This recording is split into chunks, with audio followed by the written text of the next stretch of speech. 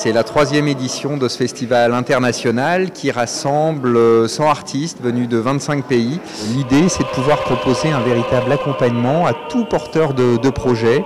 Ce sont des projets qui doivent changer le monde ou participer à créer un monde meilleur. Parce que c'est aussi le propos de cette année, de cette édition, l'art de changer le monde et de bâtir une humanité meilleure.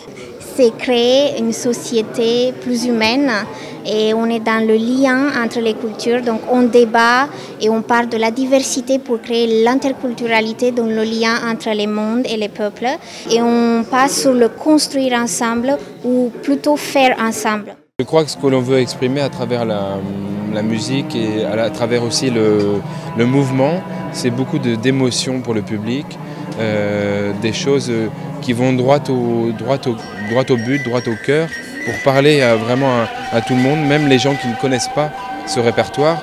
Nous essayons de nous adresser vraiment à une population qui n'est pas forcément musicale, mais qui aurait envie de découvrir vraiment avec intérêt cette musique. Et c'est ça que nous essayons de faire en donnant beaucoup de variété aussi dans la façon dont nous nous représentons. Dans le 93, il y a beaucoup de cultures différentes, des Chinois, des Africains, des Arabes, donc c'est formidable de tout mélanger et puis d'écouter de la musique comme tout à l'heure, de la musique russe, de la musique africaine et de la musique bretonne également, donc française. Et ça c'est très important pour vivre ensemble. Ça crée des liens, les personnes se rencontrent, elles se comprennent mieux, elles admettent mieux les différences, c'est essentiel. Ça maintient un lien dans la ville entre différentes personnes de cultures différentes, puisque l'idée c'est la diversité et l'échange des cultures.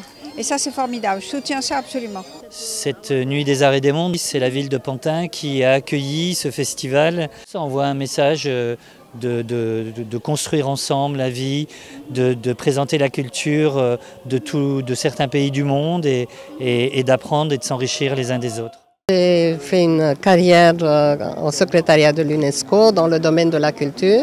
Je trouve ça très intéressant et je pense que ça devrait être plus souvent, qu'on puisse avoir plus souvent l'occasion de parler de ces sujets très intéressants. C'est une journée où des exemples concrets ont montré qu'il pouvait y avoir des actions pour lesquelles chacun porte sa pierre. C'est nouveau. Ça n'avait jamais été fait sur ce territoire. Et puis, ça parle aussi de la protection des êtres humains. On parle aussi de l'entraide entre les gens. Et je pense qu'à notre époque, qui est une époque plutôt difficile, je pense que c'est important qu'il y ait ce genre de manifestation pour qu'on puisse, nous, déjà se rencontrer et rencontrer d'autres personnes différentes.